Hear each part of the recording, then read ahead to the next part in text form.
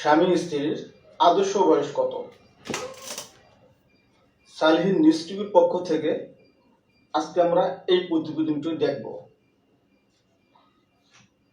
আদর্শ কাপল হিসেবে স্বামী স্ত্রীর বয়স কত হলে সম্পর্ক মধুর হয়, এ বিষয়ে আমরা একজন ডাক্তারের পরামর্শ শুনব। আসসালামু আলাইকুম, কেমন আছেন সবাই?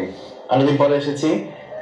আসলে অনেক বেশি ব্যস্ততার কারণে আমি ভিডিও নিয়ে আসতে পারি না, কিন্তু আপনাদের একের পর এক অনুরোধ আমাকে রীতিমতো অনুপ্রাণিত করছে এবং আমাকে এক ধরনের দায়বদ্ধতার মধ্যে ফেলে দিয়েছে। অনেকেই বলেছেন যে এই ভিডিওগুলো শুনে নাকি আপনারা অনেকেই সাহস ফিরে পাচ্ছেন, অনেকেই বলছেন যে আমাদের জীবন বদলে যাচ্ছে।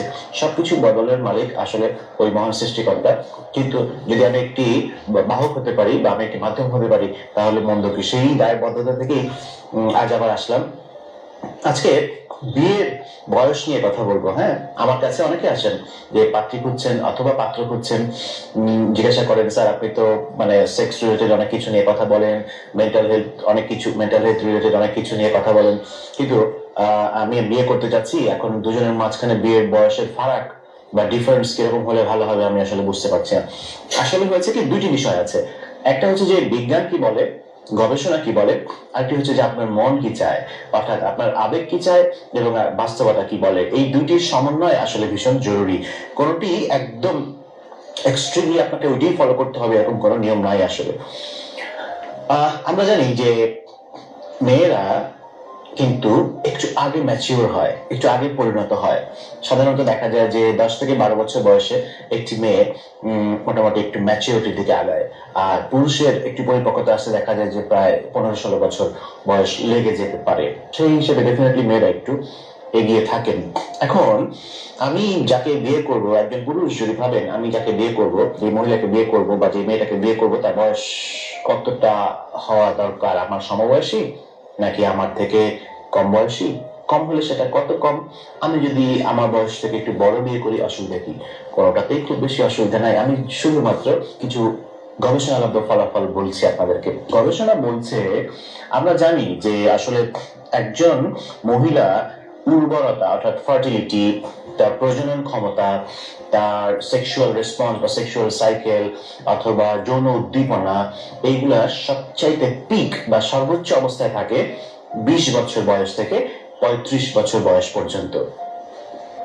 অন্যদিকে একজন পুরুষের কিন্তু যৌন উদ্দীপনা সর্বোচ্চ পর্যায়ে পৌঁছে 35-এর পরে, এবং এটা বলা হয়ে থাকে 45 বা 50 পর্যন্ত তাদের যৌন উদ্দীপনাটা সর্বোচ্চ পর্যায়ে বা পিকে বা তুঙ্গে থাকে। আমরা যদি শুধু এই জায়গাটা চিন্তা করি, অর্থাৎ আমার মানে ফিমেল পার্টনারের উর্বরতা বা প্রজনন ক্ষমতা এবং তার যৌন ক্ষমতা, এবং মেল পার্টনারের প্রজনন ক্ষমতা বা যৌন ক্ষমতা, যদি শুধু এই দিকটা যদি চিন্তা করি, তাহলে এরকম ভাবাটাই ভালো বা এরকম হওয়াটাই উচিত যে আপনার ফিমেল পার্টনার আপনার থেকে 4-5 বছরের যদি জুনিয়র হয়, তাহলে এই অ্যাসপেক্ট থেকে, এই দৃষ্টিকোণ থেকে এটি বিজ্ঞানসম্মত। কিন্তু শুধু এইটাই কি সবকিছু? মোটেই তা নয়। এদিকে একজন মহিলার কিন্তু মেনোপজ বা মাসিক বন্ধ হয়ে যাওয়া, যেটা সেটা কিন্তু 48 থেকে 50 বছরের দিকে হয়। আবার একজন পুরুষের যৌন ক্ষমতা বা প্রজনন ক্ষমতা হ্রাস পায় সাধারণত 60-70-এর কাছাকাছি যে। সেই হিসেবেও আমরা বলতে পারি যে পুরুষ যদি একটু বয়সে বড় হয় তাহলে মন্দ হয় না, ভালোই হয়। তবে এটাই মূল বিষয়টা আমি বারবার বলছি, কারণ আপনি যাকে বিয়ে করতে যাচ্ছেন তার সাথে আপনার মনের মিল কেমন হচ্ছে, তার সাথে আপনার মতের মিল কেমন হচ্ছে, তার সাথে আপনার মতাদর্শ এবং তার ব্যাকগ্রাউন্ড আপনার ব্যাকগ্রাউন্ডের সাথে মিলে কিনা, আপনি যেমন ভাবছেন তিনি সেরকম ভাবছেন কিনা, যেভাবে আপনি বড় হয়ে উঠেছেন তিনি সেভাবে বড় হয়ে নাও উঠতে পারেন। যদি নাও উঠতে পারে অসুবিধা নাই, দুজনের মধ্যে খাপ খাওয়ানোর কতটুকু অ্যাবিলিটি আছে, পরিবর্তিত পরিস্থিতিতে কিভাবে দুজনের সামলে নিতে পারেন, দুজনের পরিবারের সাথে কতটুকু অ্যাডজাস্ট করছেন, ইত্যাদি নানা বিষয় থাকে একটি বিয়ের পেছনে। সো এখন শুধু বয়সটাই আসলে মুখ্য নয়, আপনাকে অনেক কিছু ভেবে চিনতে তারপরে আগাতে হয়। এখন আপনার শিক্ষাগত যোগ্যতা, ওনার শিক্ষাগত যোগ্যতা, আপনার রুচি, ওনার রুচি ইত্যাদি অনেক কিছু বিষয় এখানে মেলাতে হয়। আপনার পরিবার এবং ওনার পরিবার কোন কোন বিষয়গুলো চাচ্ছেন, এখানে বেশ কিছু বিষয় আছে। যদিও এখানে এই বিষয়গুলো কিন্তু আবার পারিবারিক বিষয়গুলোকে মুখ্য করে নিয়ে আসলে পরে নিজেদের মধ্যে আবার ঝামেলা লেগে যেতে পারে। কারণ আমি আসলে যাকে বিয়ে করছি তার সাথে আমার মিল কতটুকু, এটাই হচ্ছে সবচেয়ে বড়। আর অন্যান্য পারিবারিক অন্যান্য যে বিষয়গুলো চলে আসছে সেগুলোকে কম গুরুত্ব দেওয়া যাবে না। মূল বিষয় হচ্ছে এটাই। এখন এই বিয়ে, এটি হচ্ছে একটি পবিত্র একটি বন্ধন। এই বিয়ে একটি মানে সামাজিক ভাবে, ধর্মীয় ভাবে একত্রে থাকার জন্য একটি বৈধ ব্যবস্থা।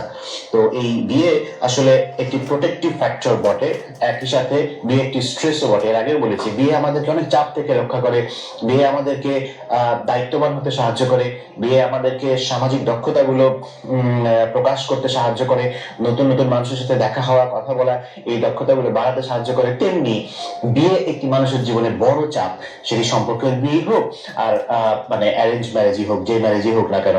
কারণ বিয়ের পরে অনেক অনেক কিছু পাল্টে যায়, পরিবর্তিত পরিস্থিতিতে নিজেকে নিয়ে যেতে হয়।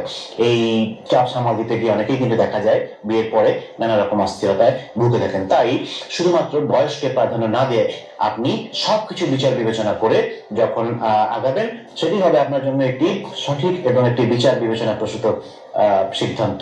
অনেকে যেটা করেছে যে আমার থেকে একজন ফিমেল পার্টনার আমার থেকে বয়সে একটু বড়, তাতে কোনোই অসুবিধা নাই। আপনি যদি গিয়ে বয়সে বড় কাউকে বিয়ে করেন, এটা তো মানে বড় কিছু না। যদিও সামাজিক রীতিনীতি অনুযায়ী, প্রাচীন রীতিনীতি অনুযায়ী, কনভেনশনাল যেটা, এটাই চলে আসছে যে ফিমেল পার্টনার একটু বয়সে ছোট হয়। তো আপনি বয়সে যদি একটু বড় বিয়ে করেন, তাতে অসুবিধা কিছু না। অনেকে আমার কাছে আসে এরকম অনেক ক্লায়েন্ট। তো আসলে ওই যে বললাম, অনেক ফ্যাক্টর দেখে অনেক সময় দেখা যায় সবকিছু তো মিলে না আসলে। হ্যাঁ, আপনার 10টা জিনিসের মধ্যে 8টা জিনিস মিলে গেল, 2টা জিনিস মিলছে না, এমন হতেই পারে। সেক্ষেত্রে আমি দেখবো যে আমার যে 8টা জিনিস মিলেছে, সেই 8টা জিনিস কতটা ইম্পর্টেন্ট, বা যেই 2টা জিনিস মিলছে না সেটাতে আসলে কতটা গুরুত্বপূর্ণ। সেটা যদি কম গুরুত্বপূর্ণ হয়, তাহলে আমরা ওই যেহেতু 8টা মিলেছে, পাল্লা যেহেতু ওদিকে ভারী, তো আমরা ওই সিদ্ধান্তেই যাব।